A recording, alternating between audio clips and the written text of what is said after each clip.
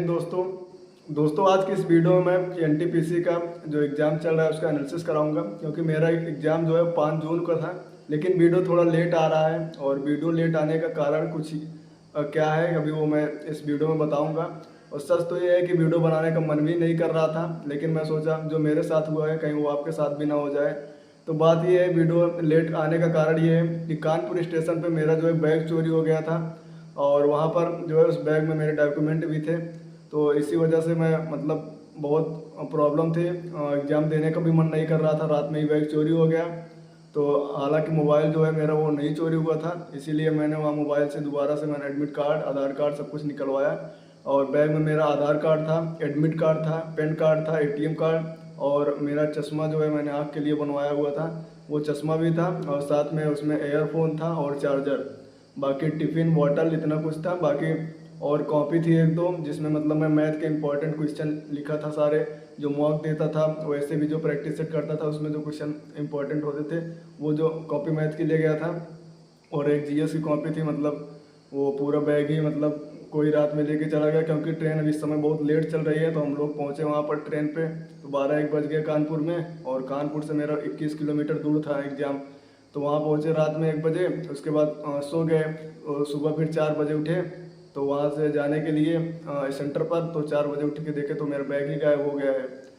तो बहुत थोड़ा ढूंढे इधर उधर, फिर नहीं मिला। फिर वहाँ से गए सेंटर पर, वहाँ बगल में जन सेवा केंद्र था, वहाँ से मोबाइल मेरे पास थी, फिर से दोबारा से सब चीज़ें निकलवाई।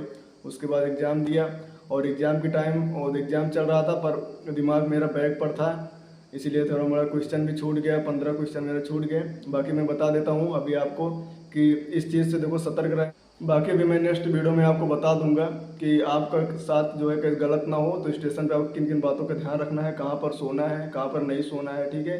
अक्सर मैं, क्योंकि मेरा बैग जो है मैं सो रहा था तभी गायब हुआ, तो कहाँ पर नहीं सोना है और किन लोगों से सतर्क रहना है वो सारी चीज़ें मैं नेक्स्ट वीडियो में बता दूंगा, ठीक है। बाकी आज की वीडियो में बता देता हूँ कि एग्ज़ाम में जो है क्या क्या पूछा जा रहा है।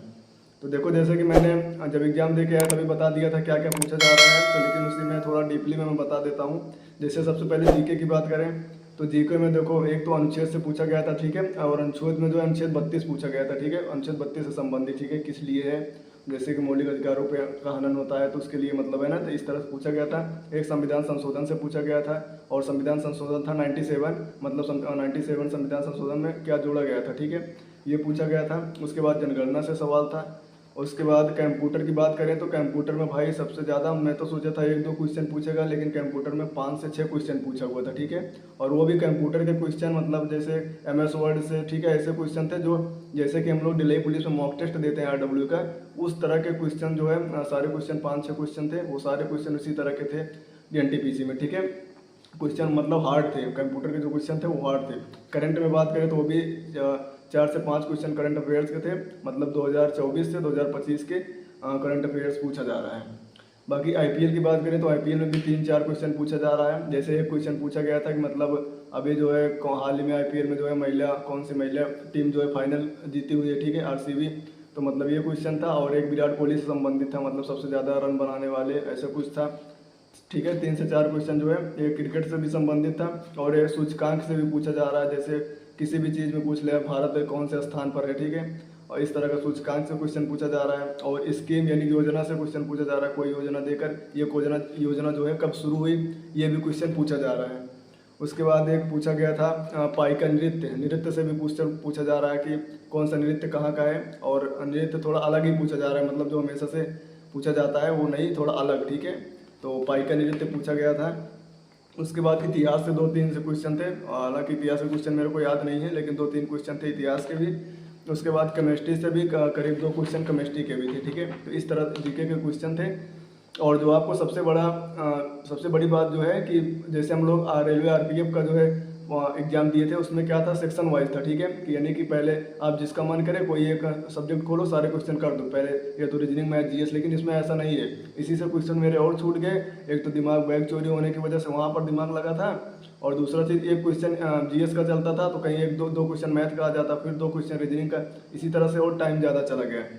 बाकी देखो, जो रीजनिंग की बात करें तो रीजनिंग में भाई मैं गारंटी के साथ कहता हूँ, तुम रीजनिंग में मतलब अगर तुम्हारा थोड़ा भी बहुत सही है तो रीजनिंग में तुम सारे के सारे क्वेश्चन करके आओगे। मतलब ऐसे क्वेश्चन पूछे जा रहे हैं रीजनिंग में बहुत ही ईजी क्वेश्चन पूछे जा रहे हैं। रीजनिंग में जैसे पूछा जा रहा है 4 से 5 क्वेश्चन तो ये था जैसे कि मतलब दे देता ना, एक कोड दे देता है समीकरण की तरह, और उसमें 3 कथन दे देता है कि अगर शुरुआत मतलब सम संख्या से हुआ है और अंत जो है शुरुआत में कोई सम संख्या है, अंत में कोई विषम संख्या है, तो उसे कोई कोड दिया जाता है कि इस कोड से कोडित किया जाएगा, ठीक है। बाकी की संख्या जो ऐसे ग्राफ में दे दिया होता है कि इसका मतलब पीक गिनती दे देता है, पी का 3 होगा, ठीक है, और उसके बाद यस का 2, मतलब इस तरह से आप समझ पा रहे हो मैं क्या कह रहा हूँ। इस तरह के 4 से 5 क्वेश्चन थे, ठीक है। बस उसको देख के एक बार कथन पढ़ लेना था, बस आपको कर देना था, ठीक है। उसके बाद बैठक व्यवस्था से था, 8 लोगों को बैठाना था एक मेज पे, वो क्वेश्चन था, और एक उत्तर की दिशा में मुंह करके बैठे थे, एक क्वेश्चन ये था, ठीक है। बाकी एक क्वेश्चन ऐसे था, मतलब जो टोटल संख्या दिया हुआ था, दाएं से दिया हुआ था, दाएं से इतने नंबर पे है तो बाएं से किस नंबर पर होगा, इस तरह का एक क्वेश्चन था। और रीजनिंग में बात करें तो मतलब कि सारे क्वेश्चन ओवरऑल देखा जाए कि जो भी क्वेश्चन थे रीजनिंग में, और मतलब ये सीरीज के तो ऐसे क्वेश्चन थे रीजनिंग के तुम देखते ही कर लोगे, ठीक है। मतलब किसी में तो ऐसे जोड़ के 4 5 6 जोड़ा गया था बस, मतलब एकदम से इजी क्वेश्चन है रीजनिंग में, ठीक है। तो रीजनिंग में बस ये ध्यान देना है कि मतलब करने के चक्कर में तुम्हें टाइम को मैनेज अपने रखना है, ठीक है, कि सब सारे क्वेश्चन करने के चक्कर में ज़्यादा समय लग रहा हो तो छोड़ देना है, ठीक है, नहीं तो आगे क्वेश्चन तुम पहुंच नहीं पाओगे, मिक्स क्वेश्चन है, तुम समझ नहीं पाओगे और टाइम खत्म हो जाएगा, ठीक है। तो इस चीज़ को ध्यान रखना है। बाकी रीजनिंग के सारे क्वेश्चन तुम आसानी से कर लोगे। बाकी मैथ की बात करें तो मैथ में देखो सरलीकरण से था, 3 से 4 क्वेश्चन सरलीकरण से था, मेंसुरेशन से भी करीब 2 क्वेश्चन थे मेंसुरेशन से। उसके बाद पाइप एंड टंकी से क्वेश्चन था, उसके बाद रेलगाड़ी से भी क्वेश्चन था, CI और SI से 2-3 क्वेश्चन थे, और सबसे ज़्यादा क्वेश्चन तो मेरे हिसाब से लाभ हानि से थे, 4 से 5 क्वेश्चन लाभ हानि से था, ठीक है। हाँ, इतना क्वेश्चन था लाभ हानि से। बाकी मैथ के भी जो क्वेश्चन थे, और एक क्वेश्चन ग्राफ से था, और ग्राफ में मतलब ग्राफ के जो क्वेश्चन थे इजी ही थे, ठीक है। तो बस 14 से 15 क्वेश्चन मेरे जो छूट गए थे मैं बता रहा हूँ टाइम की मतलब समय से पहले ही बस। और उसका कारण यही है कि मेरा बैग जो है चोरी हो गया था, दिमाग उसी पर लगा रहता था, सवाल हल करता था तो दिमाग वहाँ चला जाता था, तो थोड़ी देर उसी में डिस्टर्ब हो गया था। बाकी अब जो 14 क्वेश्चन छूट गए उसमें वो कुछ GS के भी रहे होंगे, कुछ मैथ के भी क्वेश्चन रहे होंगे, कुछ रीजनिंग के भी क्वेश्चन रहे होंगे, तो उसको उसमें कुछ हो सकता था उसमें काफ़ी सारे क्वेश्चन कर भी लेता। तो मैं टोटल जो है 78 क्वेश्चन किया था, बाकी का कुछ क्वेश्चन मैंने स्किप किया था, और 14 क्वेश्चन मैं बिल्कुल मतलब ओपन ही नहीं किया था टाइम से पहले, ठीक है। तो कुछ इस तरह के क्वेश्चन हैं, मैं फिर से बता रहा हूँ, आप जितने भी क्वेश्चन रीजनिंग के हैं तुम आसानी से कर लोगे। उसके बाद बस आपको ध्यान ये रखना है कि ज़्यादा टाइम नहीं लगाना है, मिक्स क्वेश्चन है, और इस चीज़ को हमेशा ध्यान में रखना है। ज़रा से भी अगर एक बार देखने पर लग जाए कि क्वेश्चन मुझसे नहीं होगा, ठीक है, सॉल्व करने के बाद भी समय एक बार सॉल्व करो, नहीं आ रहा तो स्किप कर दो, ठीक है, इसी पर समय मत गवाओ। बाकी ये कुछ इस तरह का एनालिसिस था। चैनल पर नहीं हो तो चैनल को सब्सक्राइब कर लेना।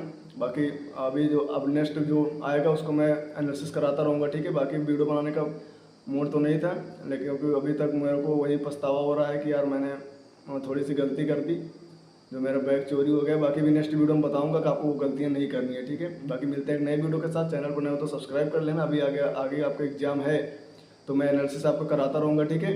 बाकी अब मैं घर पर आ चुका हूँ, मिलते हैं नेक्स्ट वीडियो में, तब तक के लिए जय।